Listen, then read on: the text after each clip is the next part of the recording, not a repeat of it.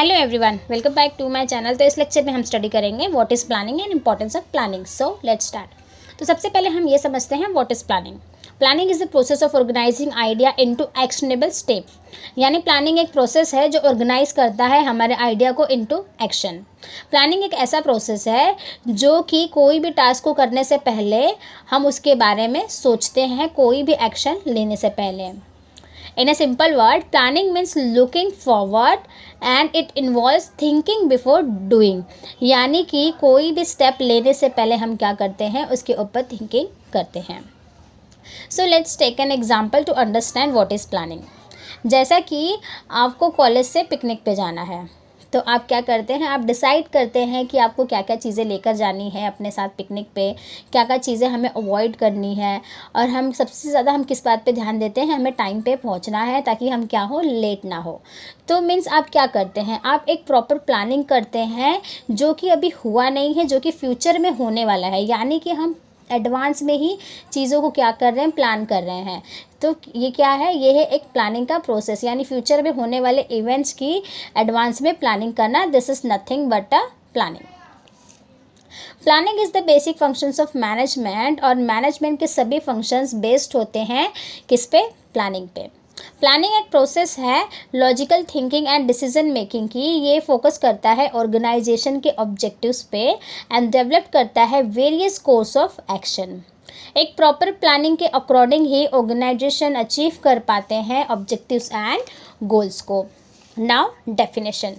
According to Koontz and ओडलॉन, planning क्या है, planning is the deciding in advance what to do, how to do it and when to do it and who is to do it.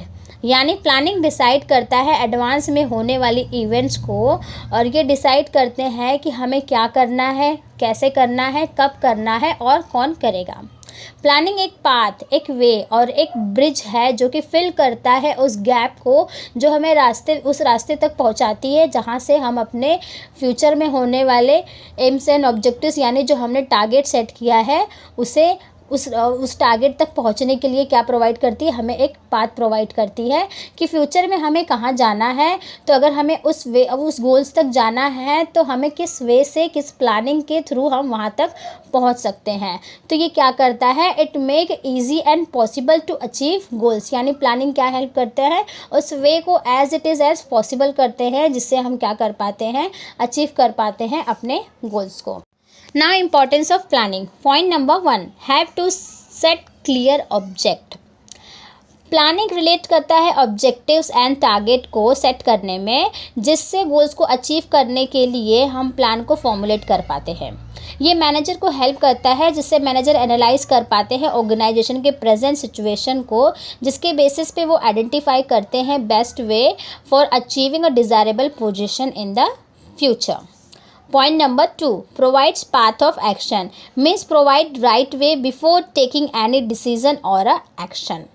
There should be clear objectives or a goals. Planning act करता है as a guide and provide करता है direction, जिसके through हम सही तरीके से, सही टाइम पे और सही रास्ते से अचीव कर पाते हैं गोल्स को। ये हेल्प करता है एम्प्लॉयज़ को ये जानने के लिए कि उनकी ऑर्गेनाइजेशन को क्या करना है और गोल्स को अचीव करने के लिए एम्प्लॉयज़ को क्या करना है। मीन्स गोल्स जो है वो पहले से ही डिसाइड है, तो एम्प्लॉय इजीली समझ पाते हैं कि उनके ऑर्गेनाइजेशन का गोल्स क्या है, और उसी गोल्स को अचीव करने के लिए उन्हें एक प्रॉपर वे और एक प्रॉपर डायरेक्शन प्रोवाइड होता है, जिसके थ्रू वो क्या कर पाते हैं, पॉसिबल वे में वो उस प्लानिंग के थ्रू क्या करते हैं, ऑर्गेनाइजेशन के गोल्स को अचीव कर पाते हैं। Point number 3, planning improves performance. Yes, planning क्या करता है, हमारे परफॉर्मेंस को इम्प्रूव करते हैं, क्योंकि हमें पहले से ही हमने डिसाइड करके रखा है कि हमें इस वे में जाना है, जिससे हम क्या कर पाएंगे, अपने गोल्स को अचीव कर पाएंगे। तो ये हमें इस प्लानिंग के थ्रू हम क्या कर पाते हैं, इम्प्रूव कर पाते हैं अपने परफॉर्मेंस को। अब प्लानिंग कैसे इम्प्रूव करता है परफॉर्मेंस को, जैसा कि हम पहले से ही फ्यूचर में होने वाले इवेंट्स की प्लानिंग पहले से ही हमने की है, तो पास्ट में हमने जो भी मिस्टेक्स किए होंगे तो उसके थ्रू हम समझ पाते हैं कि फ्यूचर में हमें उस मिस्टेक्स को वापस से नहीं करना है। That means we learn from the previous mistake and improve it. Planning अगर प्रॉपर की गई होगी तो एम्प्लॉयज़ उस प्लानिंग के अकॉर्डिंग ही अपने जॉब को कंप्लीट कर पाते हैं और इसी प्रॉपर प्लानिंग से ही इम्प्रूव होती है performance which result higher profitability of the organisation. Now point number 4, minimise the risk.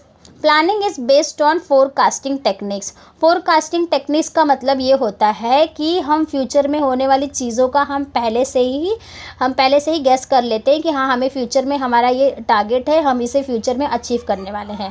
That means ये क्या है, एक फोरकास्टिंग टेक्निक्स है और it is a process of looking into the future and anticipating in future changes. यानी कि हम future में होने वाली चीज़ों का अनुमान लगा लेते हैं कि हमें कब कौन सी पोजीशन पे, कौन से सिचुएशन पे हमें कब कौन से डिसीजन लेना है। By deciding in advance the task to be perform, planning show the way to deal with the changes and uncertain events. Changes और risk can not be eliminated totally. Yes, ये planning जो हमें future में होने वाले जो भी changes होंगे, जो भी रिस्क होगा, वो पूरी तरीके से नहीं ख़त्म करता है। यानी हमें फ्यूचर में कुछ ना कुछ चेंजेस देखने को मिल सकता है, बट इस प्लानिंग के थ्रू हम उस चेंजेस के लिए पहले से ही रेडी होते हैं। तो ये हमें एक प्रॉपर डायरेक्शन प्रोवाइड करता है, प्रॉपर डिसीजन मेकिंग लेने के लिए एक प्रॉपर मेजरमेंट और प्रॉपर सोल्यूशंस प्रोवाइड करता है। Now point number 5, planning leads to optimum utilization of resources. यानी ऑर्गेनाइजेशन में जो भी प्लान प्रिपेयर किए गए हैं, उसे हमने प्रिपेयर करने से पहले ऑर्गेनाइजेशन में कितने रिसोर्सेज अवेलेबल हैं और उस रिसोर्सेज को हमें प्रॉपर तरीके से यूज़ करना है हर एक एक्टिविटी में, जिससे क्या होगा, वेस्टेज कम होगा और it also facilitates optimum utilization of resources, और जिससे क्या हमें मिलने वाला है, higher efficiency and better result. जैसे कि अगर ऑर्गेनाइजेशन में रिसोर्सेज अवेलेबल है, अगर हम उस रिसोर्सेज का सही तरीके से नहीं इस्तेमाल करेंगे या फिर हमने प्लानिंग अच्छे से नहीं की है, तो हमें क्या फेस करना पड़ेगा, हमें फेस करना पड़ेगा हायर वेस्टेज, और जिससे हमें क्या होगा, लॉस होगा। यानी हमें उससे कोई प्रॉफिट नहीं होने वाला है। तो प्रॉफिट को हमें अगर हायर करना है, यानी हायर एफिशिएंसी हमें चाहिए, तो उसके लिए हमें क्या करना होगा, रिड्यूस करना होगा वेस्टेज को। Now point number 6, help in decision making. ये हेल्प करता है हमें डिसीज़न लेने के लिए। जैसा कि हमने पहले पॉइंट्स में ही पिछले पॉइंट्स में हमने पढ़ा कि फ्यूचर में कुछ भी रिस्क हो सकते हैं, कुछ भी चेंजेस हो सकते हैं, तो उसके लिए हम क्या है, पहले से ही हम उसके लिए रेडी है कि हाँ ठीक है, ऐसा सिचुएशन आएगा तो उस सिचुएशन पे हमें क्या करना है, जिसके लिए हमें क्या एक मिलता है, हमें एक प्रॉपर पाथ मिलता है कि हम डिसीज़न ले सकते हैं। There are various alternative in front of the management. यानी मैनेजमेंट के पास में बहुत सारे अलग अलग ऑप्शंस हैं उनके गोल्स को अचीव करने के लिए, बट मैनेजमेंट क्या करेगा, मैनेजमेंट सभी जितने भी हमारे पास अल्टरनेटिव ऑप्शंस है, उन सभी ऑप्शंस को हमें क्या करना है, यूज़ करना है। जैसे कि हमारे पास 5 आइसक्रीम्स है, तो अगर हम हर आइसक्रीम को टेस्ट नहीं करेंगे तो हमें उनके अच्छे और बुरे टेस्ट के बारे में नहीं पता चलेगा। तो वैसा ही सेम ऑर्गेनाइजेशन में होता है। ऑर्गेनाइजेशन में जितने भी वेरियस वेज हैं, उन्हें क्या करना है, सभी को, जितने भी मेथड्स है, सभी को चूज़ करके अप्लाई करना है और देखना है कि किससे क्या नेगेटिव रिजल्ट आया है, किससे पॉजिटिव रिजल्ट आया है। तो जिससे हमें पॉजिटिव रिजल्ट आता है तो हमें क्या करना है, उस डिसीज़न को चूज़ करना है। दैट मीन्स ये हेल्प करता है for decision making. Point number 7, useful in setting the standard for controlling. Planning set out standard for a controlling. Planning क्या सेट करता है, स्टैंडर्ड ऑफ कंट्रोलिंग। और ये स्टैंडर्ड ऑफ कंट्रोलिंग का मतलब ये होता है कि हम वहाँ पे कंपेयर कर पाते हैं हमारे एक्चुअल परफॉर्मेंस को हमने जो प्लान किया था उसके अकॉर्डिंग। यानी टेक ए एग्जांपल, जैसे कि हमने प्लानिंग किया था कि मुझे इतना परसेंटेज स्कोर करना है, मैंने स्टडी किया, एग्ज़ाम दिया, टेस्ट दिया, उसके बाद मुझे पता चला कि अरे मैंने प्लानिंग तो 80% की थी, बट मुझे रिजल्ट 50% आया।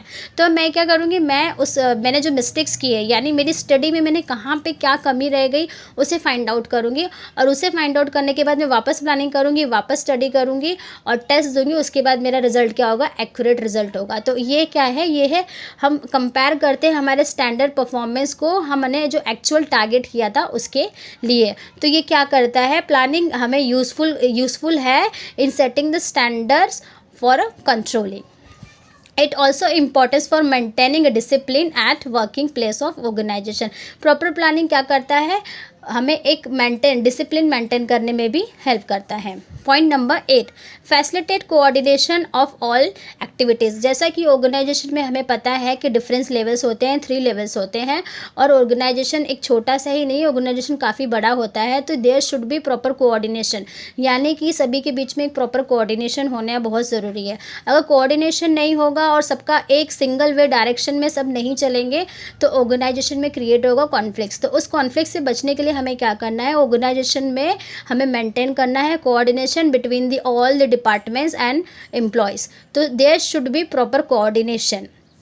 Thus various department work as per the overall plans and coordinate is achieved. यानी कि डिपार्टमेंट्स में अलग अलग लेवल्स है, तो सभी लेवल्स अगर एक सिंगल डायरेक्शनल गोल्स पे काम करेंगे तो उनके बीच में प्रॉपर डायरेक्शन भी होगा और वो इजीली कोऑर्डिनेट भी कर पाएंगे और अचीव कर पाएंगे अपने गोल्स को।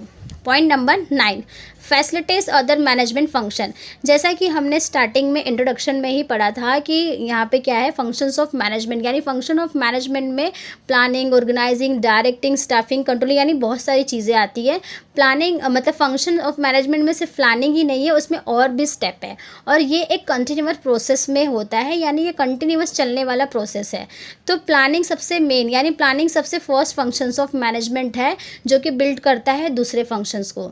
हमने इंट्रोडक्शन में ही पढ़ा था कि एक फंक्शन दूसरे फंक्शन को बिल्ड करता है, यानी हम किसी भी एक फंक्शन को क्या कर सकते, स्किप नहीं कर सकते हैं, सेपरेट नहीं कर सकते हैं। तो हमें हर स्टेज, हर लेवल के अकॉर्डिंग ही क्या करना है, अपने गोल्स को अचीव करना है। हम किसी एक फंक्शंस को स्किप नहीं कर सकते हैं। That means it facilitates other management functions. Now last point number 10, promote innovative ideas. Planning is the basic functions of management. जैसा कि हमने पहले ही पढ़ा है कि प्लानिंग क्या है, बेसिक फंक्शंस ऑफ मैनेजमेंट, और ये डिसीजन मेकिंग है which involve the promotion of innovative ideas after critical thinking, यानी जो भी निगेटिव रिजल्ट आए थे उसके पहले उसको सब सारे मेथड्स और सारे अल्टरनेटिव ऑप्शंस को चूज़ करने के बाद हमें पता चला था कि अच्छा इससे निगेटिव रिजल्ट आते हैं, इससे पॉजिटिव रिजल्ट आते हैं। तो निगेटिव रिजल्ट को देखने के बाद हम क्या सेलेक्ट करते हैं, पॉजिटिव रिजल्ट को, जिससे क्या होगा, ऑर्गेनाइजेशन में इनोवेशन क्रिएट होगा, क्योंकि हमें पता है कि अच्छा इस चीज़ से हमारे लिए काफ़ी अच्छा हुआ था, तो हम उसमें और क्रिएशन करने की कोशिश करेंगे और इनोवेटिव आइडिया निकालने की कोशिश करेंगे, जिससे क्या होगा, result into attainment of goals of the organization. It is the most challenging activity for the management and it is guide all future action leading to the growth and prosperity of the organization. यानी overall कहने का मतलब ये है कि planning का होना very important in the organization. Before planning we cannot do a single activity of any organization. In short, planning plays vital role in every walk of life of an organization as well as an individual. यानी planning क्या है, सिर्फ organisation के तक ही सीमित नहीं है, ये प्लानिंग हमारी खुद की लाइफ के लिए भी ज़्यादा इंपॉर्टेंट होता है। जैसे कि मैंने आपको स्टार्टिंग में एग्जांपल दिया था कि हम कॉलेज की पिकनिक के लिए जा रहे हैं, तो वो क्या है, हमारी पर्सनल लाइफ में भी हम क्या करते हैं, प्लानिंग करते हैं। तो दैट मीन्स ये प्लानिंग सिर्फ ऑर्गेनाइजेशन के लिए नहीं होता है, ये प्लानिंग हमारी रियल लाइफ में, हमारी खुद की एक इंडिविजुअल की लाइफ के लिए भी होता है। And it is play a very important role, जिससे हम क्या कर पाते हैं, मिनिमाइज़ कर पाते हैं रिस्क को और इम्प्रूव होती है higher efficiency of an organization. तो नेक्स्ट लेक्चर में हम पढ़ेंगे function number 2, that is organizing and it importance. Keep watching, keep learning and subscribe to my channel.